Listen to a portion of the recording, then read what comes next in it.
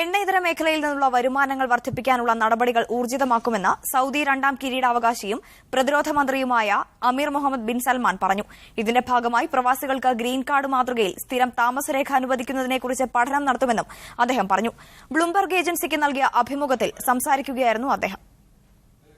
മൂല്യവർദ്ധിത നികുതി ഉൾപ്പെടെ വിവിധ മേഖലകളിൽ നിന്ന് 2020 100 ബില്യൺ റിയാൽ അധിക വരുമാനം കണ്ടെത്താനുള്ള ശ്രമങ്ങളാണ് നടക്കുന്നതെന്ന് അമീർ മുഹമ്മദ് ബിൻ സൽമാൻ പറഞ്ഞു. എണ്ണ വിപണിയിലുണ്ടായ ഇടിവ് കാരണം രാജ്യത്തിന്റെ കഴിഞ്ഞ 2 ബജറ്റുകളും കമ്മി ബജറ്റായിരുന്നു. ഈ സാഹചര്യത്തിലാണ് എണ്ണയിതര മേഖലയിൽ നിന്ന് വരുമാനം വർദ്ധിപ്പിക്കാൻ സൌദി തീരുമാനിച്ചത്.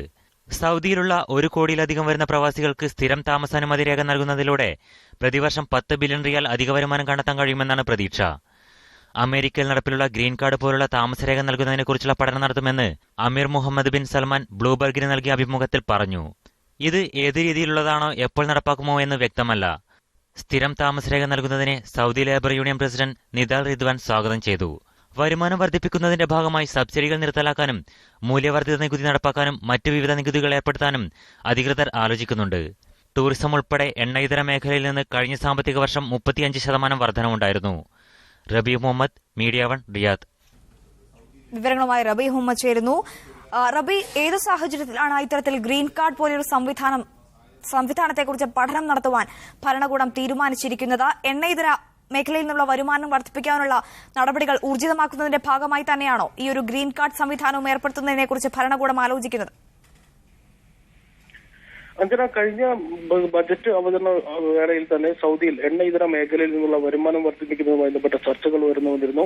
ഇതിന്റെ ഏറ്റവും അവസാനത്തെ ഒരു ആലോചന അല്ലെങ്കിൽ പ്രഖ്യാപനം എന്ന നിലക്കാണ് കഴിഞ്ഞ ദിവസം സൗദി സാമ്പത്തിക കാര്യ സമിതിയുടെ അധ്യക്ഷൻ കൂടിയായ അമീർ മുഹമ്മദ് ബിൻ സൽമാൻ ഇത്തരത്തിലുള്ള ഒരു പ്രസ്താവന നടത്തിയിരിക്കുന്നത്.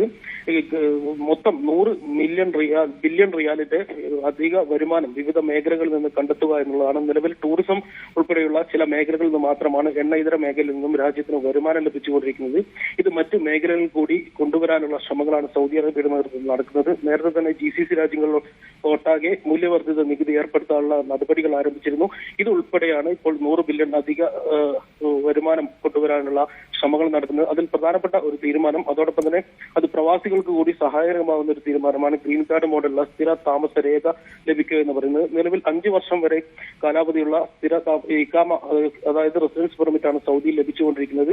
ഇത് അമേരിക്കയിൽ നടപ്പിലുള്ള ഗ്രീൻ കാർഡ് മോഡൽ അല്ലെങ്കിൽ മറ്റേതെങ്കിലും രീതിയിൽ കൂടുതൽ കാലത്തേക്ക് വാലിഡിറ്റിയുള്ള കാർഡ് നൽകുന്നതിനെ കുറിച്ചുള്ള പഠനങ്ങളാണ് സൗദി അറേബ്യ നടത്തുക. ഇത് പ്രവാസികൾക്കും അതുപോലെ തന്നെ സൗദിയിൽ വ്യവസായ രംഗത്തേക്ക് നിക്ഷേപം ഇറക്കാൻ വരുന്ന ആളുകൾക്കും കൂടുതൽ സഹായകരമാവുന്ന ഒരു തീരുമാനമാവും. ഇത് എപ്പോൾ നടപ്പിലാവുമെന്നോ ഏത് രീതിയിലാണ് നടപ്പിലാക്കുക എന്നുള്ളതിനെ കുറിച്ചുള്ള കൂടുതൽ വിവരങ്ങൾ അദ്ദേഹവും പങ്കുവച്ചിട്ടില്ല. ഏതായാലും ഇത്തരത്തിലുള്ള ഒരു പഠനം പൂർത്തിയായി ഇത് നടപ്പിലാവുന്നതോടുകൂടി വലിയൊരു മാറ്റമാവും സൗദിക്കും അതുപോലെ തന്നെ മറ്റ് ഇതര GCC രാജ്യങ്ങളും ഉണ്ടാവുക എന്ന് വേണം നമുക്ക് മനസ്സിലാക്കാൻ. കാരണം പ്രവാസികൾക്കും വ്യവസായികൾക്കും ഒരുപോലെ ഉപകാരപ്പെടുന്ന ഒരു തീരുമാനമാവും ഇത്തരത്തിലുള്ള സ്ഥിര താമസ രേഖ കൊണ്ടുവരുന്നത്.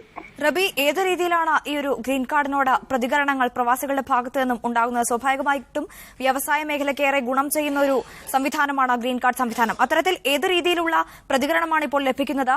ഒപ്പം എന്തൊക്കെ തരത്തിലുള്ള പ്രതിഫലനങ്ങളായിരിക്കും ഈ ഒരു സംവിധാനം നടപ്പിലായാൽ സൗദിക്ക് ലഭിക്കുക?